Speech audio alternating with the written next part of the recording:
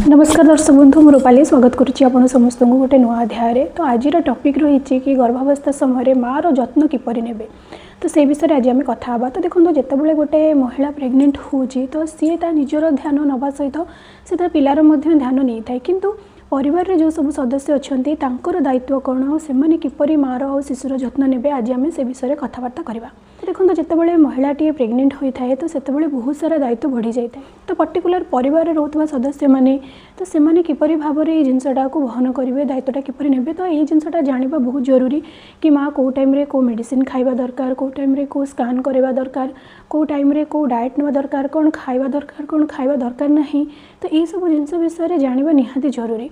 तो जदि गर्भवती महिलाटी न जापर स्किप कर दे थाए तो परिवार अन्य सदस्य मैंने प्रति जदि सचेतन थे ताहले से माने मार और शिशुर जत्न बहुत भल भाव में नहीं पारे। तो प्रथम जिनस हूँ जितेबाला आप गर्भपाई चेष्टा करुँच तो से आपन को फॉलिक एसिड खाइबा निहाती जरूरी।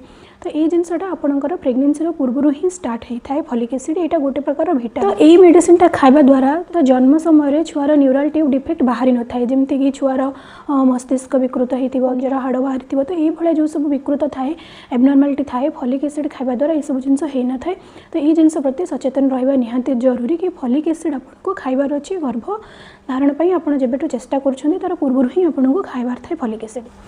तापर कौन हुए ना आपणकर बहुत सारा थाए टेस्ट गुड़ा किछटा टेस्ट थाए मार बहुत सारा टेस्ट थाए जमती कि किसी थायराइड अच्छी कि नहीं डायबिटीज अच्छी कि नहीं किसी जेनेटिक डिसऑर्डर अच्छी कि नहीं तो ये सब जिनस जाना निहाती जरूरी ताकि जदि भी कौन प्रकार असुविधा थी ताहले ताको आगको प्रिभेंट कर जाना कौ कौ सब स्कान तो सबू प्रेगनेंसी समय जो सब आपंकर अल्ट्रासाउंड अच्छी ये सब अल्ट्रासाउंड ये सब स्कान विषय आपको जानवा निहाती जरूरी कौ समय कौ स्कान करवा दरकार गुड़ाक करवा निहाती जरूरी। तो देखो प्रथम 3 मास जोड़ा फास्ट ट्राइमेस्टर आम जहाँ को कहती प्रथम मासे 2 मास 3 मास यहाँ हूँ मैंने प्रथम सप्ताह 20 सप्ताह पर्यंत टाइमटा हूँ डेंजरियस टाइम थाए मिसक्यारेज चांसेस बहुत अधिक थाए कारण ये समय छुआर गोटे बेसिक स्ट्रक्चर तैयारी होता है छुआर मेजर मेजर ऑर्गन गुड़ाक सब तैयारी होता तो ये समय छुआर विकलांग हबार भी अधिक चांसेस थाए।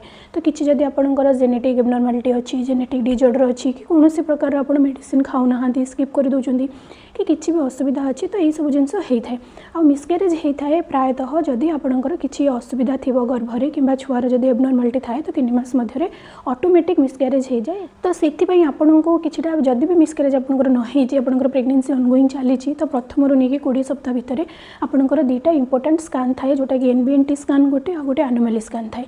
तो ये स्कान रे एक्चुअली आपंकर जना पड़े छुआर एबनॉर्मालिटीज किसी अच्छी कि नहीं जदि आपंकर छुआर एबनॉर्मालिटी थी छुआ जदि जन्मजात विकृत छुआ जदि विकृत थी ताहले डॉक्टर मैंने सजेस्ट करती कि प्रेगनेंसी से टर्मिनेट करदे आगू आपंकर एबनॉर्मल छुआ जन्म न हो कि ताको प्रिभेंट करने तो प्रेगनेंसी टर्मिनेट करने को कहुए जोटा कि आपंकर 20 सप्ताह भितर हो पार ना। तो से आपन को ये स्कान गुड़ाक मिस करार ना गोटे 11 सप्ताह 13 सप्ताह भितर होता है एनबीएनटी स्कान आ गोटे आपंकर 18 रू 21 सप्ताह भितर होता है एनोमली स्कान टिफा स्कान आम जहाँ को कहते। तो ये स्कान गुड़ाक आपन को निहाती करार थाए आ प्रथम जो आप जानते आपंकर गर्भ धारण कर प्रेगनेंसी रही जो आप जानते फास्ट आपको गोटे dating viability scan early pregnancy scan जहाँ को कहुए सीटा आपंकर करवा जरूरी। तो से देखा जाए कि छुआर हार्टबीट आसी कि ना जदि छुआर हार्टबीट न आसी ताहले से हिसाब से आपको डॉक्टर मैंने सजेस्ट करेंगे कौन करार अच्छे कौन न करार अच्छे। तो से आपको यही प्रथम जो स्कानटा आपंकर छुआर हार्टबीट ठीक ठाक अच्छे छुआ ठीक से हाँ इम्प्लांट होट्रस तो ये जिनस जानापी आपंकर प्रथम स्कानटी करवा निहाती जरूरी।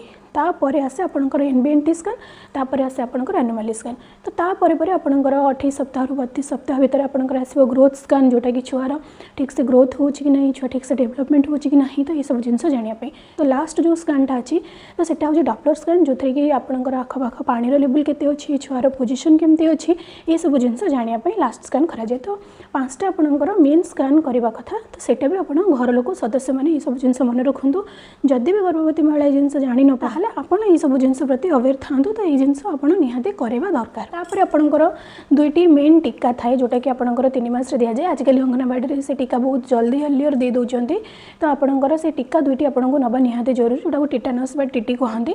तो सहीटा 2टा डोज आपको नवा निहाती जरूरी यहाँ भी आप भल भाव में मन रखु आपको आप स्किप करेंगे ना।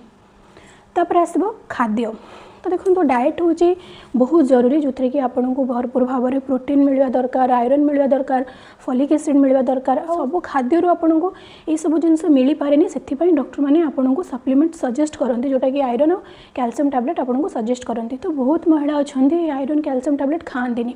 तो जदि आप ये सब जिन खाऊना ताहले आपणकर रक्तहीनतार अभाव देखादेव। आउ छुआ जिते ग्रोथ कर छुआ जिते बड़ हम गर्भरे से सी कौन करे ना ताकू जदि प्रॉपर कैल्शियम न मिले ताले से माँ शरीर कैल्शियम नेबा स्टार्ट करे। तो से कौन हुए ना माँ बैक पेन हवा बहुत जंत्रणा हवा स्टार्ट हो जाए, पेटर पेन हवा स्टार्ट हो जाए। तो ये बहुत सारा समस्या देखा दिए। और जब आयरन टैबलेट आप ठीक से खाऊना आपको रक्तहीनतार अभाव हम और रक्तहीनता है आपंकर डेलीवरी समय यहाँ असुविधा हुए। तो से आपको आयरन और कैल्शियम टैबलेट निहाती नवा दरकार। तो ये जिनसा भी घर जिते सब फैमिली मेंबर अच्छा सदस्य अच्छा ये जिन को ध्यान रखा दरकार कि माँ ठीक टाइम मेडिसिन खाऊँ कि ना, ठीक टाइम तार खाद्य खाऊँ कि ना, लंच खाऊँ कि ना, डिनर करूँ कि ना। तो बहुत महिला अच्छा बांति लगे। तो फर्स्ट 3 मास प्रेगनेंसी बहुत बांति लगे। तो जहाँफल कि से खाଇବା स्किप कर दिखती। तो जोटा कि बहुत बड़ भूल जिनस। तो ये सब जिन प्रति ध्यान रखा उचित। आउ रहा पानी। तो देखो पानी पीवा बहुत जरूरी। जब आप पानी प्रॉपर न पिउछंती ताहले प्रॉब्लम हुए आपंकर जो आखपाखर जो पानी लेवल अच्छी जहाँ को एमनेटिक फ्लूइड बोली कहती। तो तार लेवल कम हो जाए। तार लेवल कम हवा द्वारा कौन हुए ना छुआर ग्रोथ रे हैम्पर हुए। आ मार बीपी ड्रप हो जाए, गैस समस्या हुए, इंडाइजेशन हुए। तो ये अनेक प्रकार समस्या देखा दिए, कन्स्टिपेशन होता है। तो ये सब समस्या देखा दिए प्रेगनेंसी टाइम जब आप पानी कम पिउछंती तेज आपको पानी 2 ରୁ 3 लीटर पीवा को पड़ो प्रतिदिन। ये जिनसा आप ध्यान रखु। तो सबुठ मोस्ट इम्पोर्टाट जिनस हूँ फैमिली मेंबर मानी जदि जड़े गर्भवती महिला आपंकर घरे अच्छा और सी जब कहते कि हाँ तांको पेन हो कि कष्ट हो कि निश्वास नबार असुविधा हो जिनसा को आप बुझा चेष्टा करूँ। से जिनसा आप ड्रामा करुँचे ये सब जिन करुँचे कहले से मानसिक चाप पड़ पाए जोटा कि छुआ इम्पैक्ट पकई पारे। तो कारण प्रेगनेंसी समय पेट बढ़िया द्वारा ऑर्गन गुड़ाक सब कंप्रेस हो जाए से निश्वास नबार असुविधा हुए। तो अधिक थकापण लगे कारण प्रॉपर न्यूट्रिशन मिल पारे। तो जो कि थकापण भी लगे अल्प अल्प काम करने द्वारा थकापण हो जाए, बैक पेन होता है। तो ये सब समस्या गर्भावस्था देखा दिए। तो से मोराल सपोर्ट और इमोशनल सपोर्ट घर लोगों मिलवा बहुत जरूरी। रिसर्च जिनसा प्रूव होती गर्भवती महिला जब डिप्रेशन रोचती ताले छुआर ब्रेन ठीक से डेभलप हो पारनी, से छुआर आईक्यू कम रुहे, से छुआ डरी डरी रहे। तो ये समस्या देखा देती। तो जोटा कि रिसर्च द्वारा प्रूव भी होती।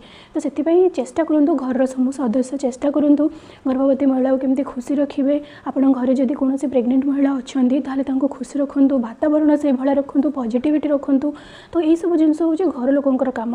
तो हेल्प करूँ, मोराल सपोर्ट दिंतु, इमोशनल सपोर्ट दिंतु जद्वारा कि प्रेगनेंसी जर्नी इजी हो।